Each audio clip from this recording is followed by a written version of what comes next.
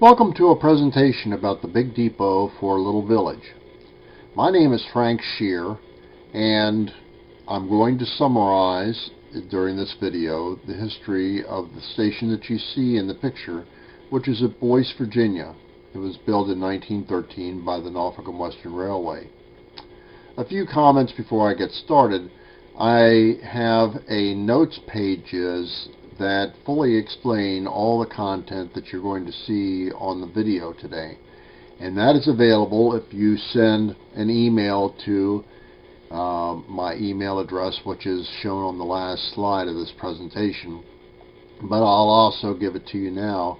It's f_shear, S-C-H-E-E-R, @yahoo.com. So f_shear @yahoo.com.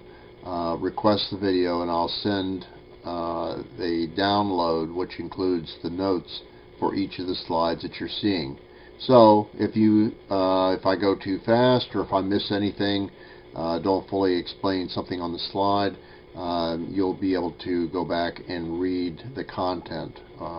Also, I'm not going to just read slides to you. I'm going to comment upon each slide. So again, the notes pages will provide more information if desired. Our presentation today basically covers 6 topics. We'll begin with the beginning, which is when the Shenandoah Valley Railroad reached Boyce and contributed to the establishment of the town. And then we'll wrap it up with the what happened to the Boyce Railway Depot after it was closed for railway service. The Shenandoah Valley Railroad began construction from Charlestown south, and during 1880 it reached a crossroads with the Winchester and Berry's Ferry Turnpike. That was where the town of Boyce sprang up. So Shenandoah Valley Railroad was very much anticipated by the Boyce and the Clark County residents for the reason that they were looking for some sort of competition to the Baltimore and Ohio Railroad, which had already reached Winchester, Virginia.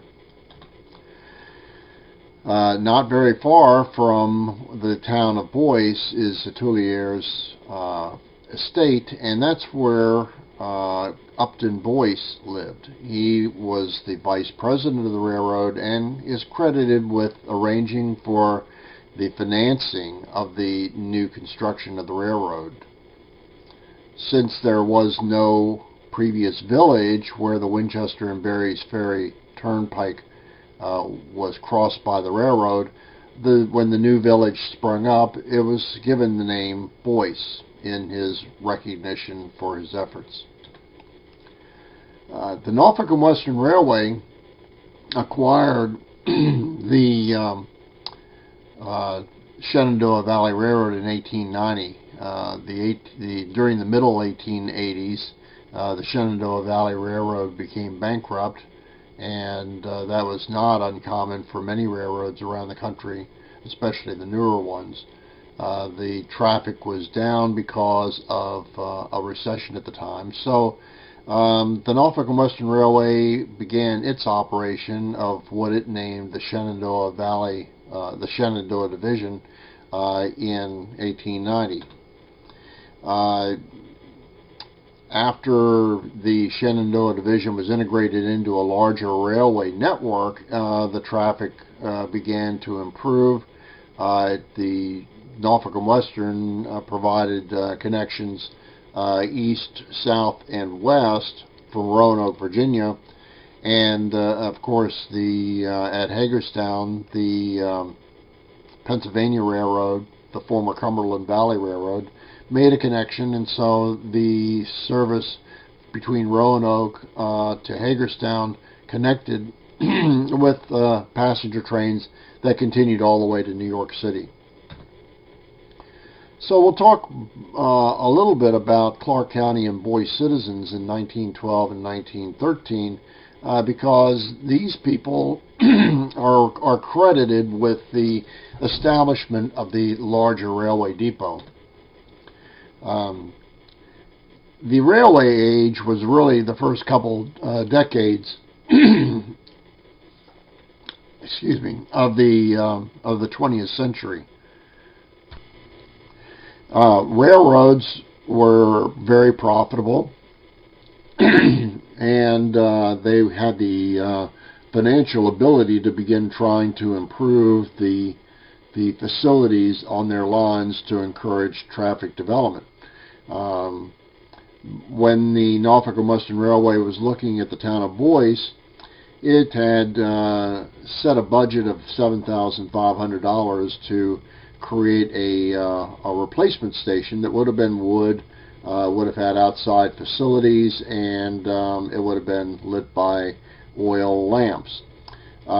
There were quite a few wealthy residents of Clark County not very far from where the train station was developed, and they contributed $17,500 in the Norfolk and Western Railway to build the first-class station that now exists.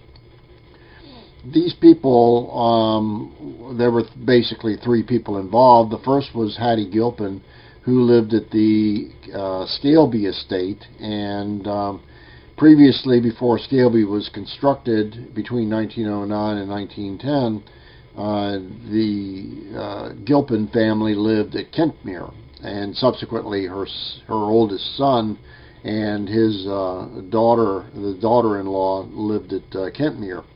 So for those two estates, they donated. Hattie Gilpin lived there and had established herself as a philanthropist, and so she donated some money towards the new station, with the benefit being that the sons who attended Princeton could board the train at Boyce and ride the Pennsylvania Railroad up to Princeton University. And of course, the daughter-in-law, Isabella Tyson, lived in Knoxville, Tennessee, and so there was also a convenient connection out of Boyce, going through Roanoke and Bristol to reach Knoxville. Peter Mayo is really the prime mover for this group of people that donated money. He had established himself as a tobacco producer and manufacturer of tobacco products in Richmond, Virginia after the Civil War. That created immense wealth, and he also then married into the Carter family at Carter Hall, and so he had a second residence that he called Powhatan, about a mile from the station. And he divided his time between living at Powhatan and Richmond. So since tobacco products are very profitable for railroads, and he was well established in that business, when he spoke, the railroads listened because they recognized the value of his traffic. So that positioned him in a very favorable way in negotiating with the Norfolk Western Railway as an intermediary for the town of Boyce to provide the supplemental funding for a larger station. The third family that contributed is the Page family, which lived at Saratoga, and they probably were more behind the scenes than they were very forward. The Page family has never been very prominent in politics, although they have been very prominent in Boyce history, because substantially all of Boyce that's south of the Berryville, the Millwood Berry's Ferry Turnpike was owned by the Page family, and they lived primarily at Saratoga as well as the Page Brook Farm. The new railroad station was constructed during 1913, and if the original station plans had not been discovered, but the plans for the Charlestown station, which was built a year later, have been found, and the two stations are substantially similar in design. The new depot building was sited on the Page Manning warehouse lot, and that was just south of the original Boyce depot built by the Shenandoah Valley Railroad.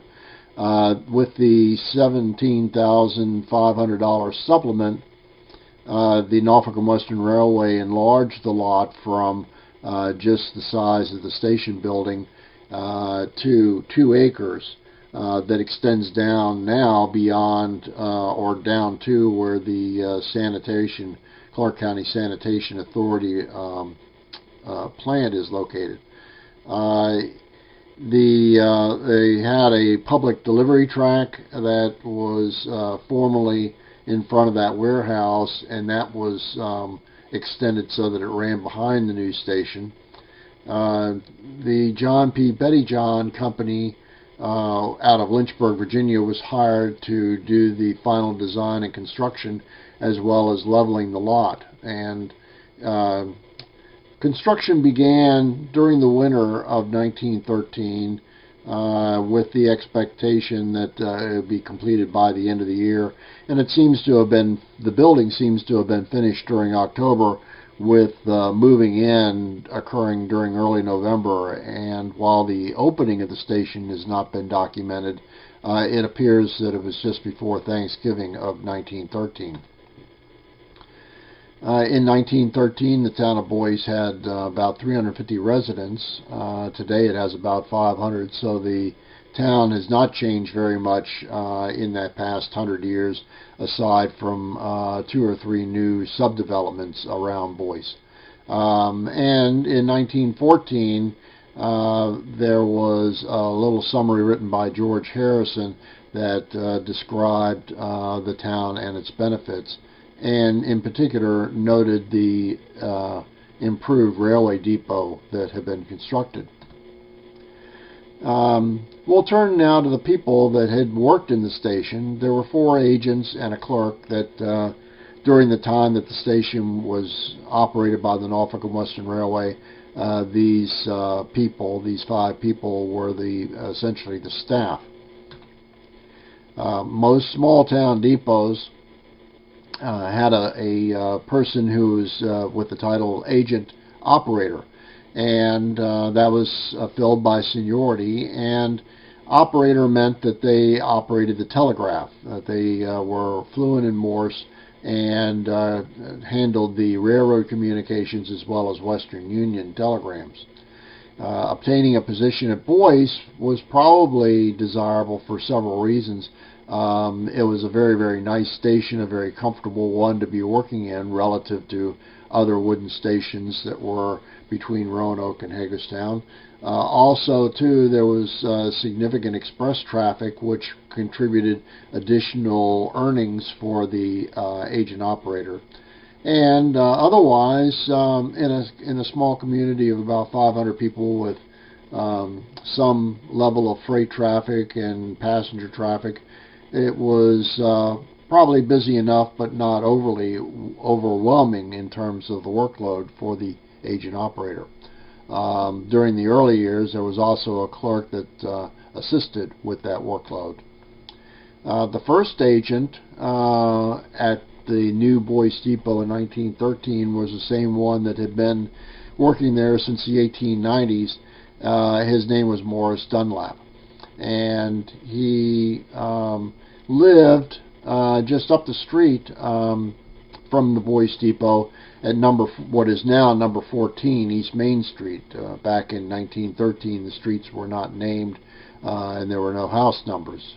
He was also active in the community, as you would expect for an agent operator. They were usually one of the better paid people in a rural community. They were certainly literate and had a business experience and education. So he participated on the town council between 1916 and 1928. Thomas Sheets succeeded Morris Dunlap after Morris died. Ironically, Mr. Sheets also died working at the station. He died in 1932. Um, but his history actually in the station, he collapsed there and was taken to a doctor. He had served as a train dispatcher down in Roanoke, but given the stress levels of dispatching, he reverted back to being an agent operator, and had served at several stations before coming to Boyce. Mr. Lane is probably the one that many people remember.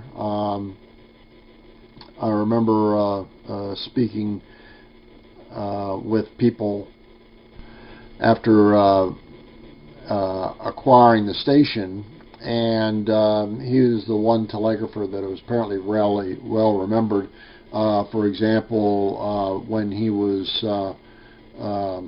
some of the younger people in Boyce were in the scouting, one of the merit badges that you could get was Morse telegraphy, and he would teach some of those Boy Scouts how to telegraph. He lived at 11 East Main Street in a white house that's right next to the other Elizabeth. And this photograph that you see in the slide is the only known photograph taken inside of the depot. It shows him seated at the desk and what the interior of the agent's office looked like around 1934. Lee Murray was the last agent. He had previously been working at White Post when Mr. Lane retired in 1952. Lee took over as agent. He moved up the line from White Post up to Boyce. One could ask why he did that, because he lived on Greenwood Farm, which was very, very close to the White Post station. So he was probably driving back and forth between Greenwood Farm and Boyce, about 10 miles each way every day, to work at the station. But chances are the commission for Railway Express and again the station was much nicer to work in, were probably the things that influenced his decision to go ahead and make that to bid on that assignment. And he had sufficient seniority to be able to obtain the assignment. The Norfolk Western Railway around 1958 had made the decision that it was not economical to operate the agency at Boyce any longer, and by that time Mr. Murray had sufficient seniority and years of service that he could consider retiring. So when he retired on January 1st, 1959, that was the day that the station was also closed permanently as a Norfolk Western Railway agent. I mentioned that there was a clerk that worked at the station during the early years. His name was Arthur Lowe. His wife was Alcinda, and she was the manager of the Boyce Telephone Exchange during the 1930s. Not knowing exactly what her activities were prior to that, it's believed that both of them lived for a period of time in the apartment that was above the telephone exchange office, which was at 127 East Main Street.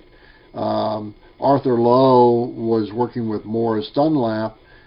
I believe the clerk position probably was abolished during the Depression years, around 1932. He continued working at Boyce, as a clerk for the Norfolk Western Railway, and uses pass to travel from Boyce down to Bassett, which was south of Roanoke, for quite a few years. But he maintained his residence in Boyce and periodically, perhaps on weekends, traveled home for the weekends and then returned to Bassett or other locations where he was assigned as a clerk for the remainder of his career. So what happened to the station after 1959?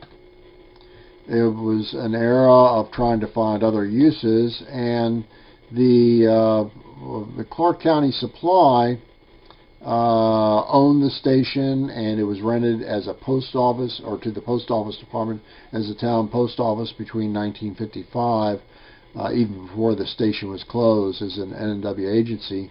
The post office was in the large waiting room, and that continued till the new post office was built in 1983. After that, Clark County Supply moved out. The building was sold. It was a restaurant for 2 or 3 years, and then afterwards a railroad historical society owned it, trying to do some repairs and maintenance. Later it was sold to Ian Rodway, who operated a restaurant. I'm sorry, I jumped back. It went back to a person who did woodworking, and his wife was an artist, so she used it as an artist studio. And then it was acquired by the Railway Mail Service Library in 2003. The Boyce Railway Depot Foundation has been formed to be the transition plan from private ownership to future public preservation of the depot at 117 East Main Street. The foundation will manage the depot and preserve it, and it's consistent with the town of Boyce's vision for heritage and history, and it can and will promote tourism and economic growth opportunities for both the town of Boyce as well as Clark County. The Boyce Railway Depot Foundation was established in 2017, and hopefully during 2021, depending upon how the economy turns out, a new Paul Nagel Center will be constructed behind 127 East Main Street, which is adjacent to the railway depot, and the Railway Mail Service Library collection to be moved out of the train station and into that new building, which allows the train station to pursue other uses such as a visitor center, or hosting art shows, or wine and cheese festivals, or whatever it may be that can provide rental income to the Boyce Railway Depot Foundation to sustain the maintenance and preservation of the station. The Boyce Railway Depot Foundation will be responsible for building repairs, maintenance, improvement, and all the ownership expenses. It is planned that there will be a display of railroad artifacts in the agent's office and records room, and perhaps one of the waiting rooms as well, while the remainder of the space can be used for other activities such as a model railroad club, or rentals for wedding receptions and other kinds of special events. This presentation closes with how that future is going to be guided, and the guidance is going to come from people like you who are watching this video. There are certainly leadership roles as directors or officers. Those people will be the ones who will influence the future directions of the depot. The foundation certainly welcomes financial and volunteer labor and material. Boyce Railway Depot Foundation is an Internal Revenue Code 501c3 public charity, so all the contributions are deductible as provided by law. Periodic events will be scheduled at Boyce, so please visit and learn about railroad history. There was going to be a Morse Day on April 25th because of the COVID-19 crisis that has been postponed to 2021, but it's certainly hoped that you can visit Boyce Depot, whether for a special event or by appointment, to look around. There is a membership application for the Boyce Railway Depot Foundation. If you request the notes pages for this presentation, this page will be included with it and be available to you. One other thing that the Boyce Railway Depot Foundation is participating in is Amazon Smile. For many of you who are ordering products from Amazon, if you go to the Amazon Smile, that allows you to place your orders, and Amazon will donate a 0.5% percentage to the Boyce Railway Depot Foundation. That is not added to the price. That is out of Amazon.com's earnings, so you're not paying any more, but it's Amazon.com that's making the contribution. So this is the link for that. Again, if you have the downloaded presentation, you'll be able to see the link, and certainly your financial support is encouraged. There's also a book called The Big Station That Did. It's a children's story. Any proceeds from that are go towards building maintenance and preservation. If you join the Boyce Railway Depot Foundation, you receive a copy of this with compliments. So I hope that you'll enjoy reading the story. It's targeted for children, but it has a message that I think is applicable to both children and adults about how life changes occur and how we with time grow with those changes and can improve. We'll take some questions. I understand that this recording will be stopped, and then there will be a live question and answer session hosted by the Clark County Historical Association. So I'll look forward to hearing from you during that session. And if you're just looking at this on YouTube and you have questions, go ahead and send me an email to this email address, brdf@railwaymailservicelibrary.org, or, as I mentioned earlier, f_shear, SCHEER, @yahoo.com. Thank you very much for attending the presentation. And this is a little bit about me. I've got a little bit of railroad experience and certainly have enjoyed working with the Boyce Railway Depot over the past 13 years.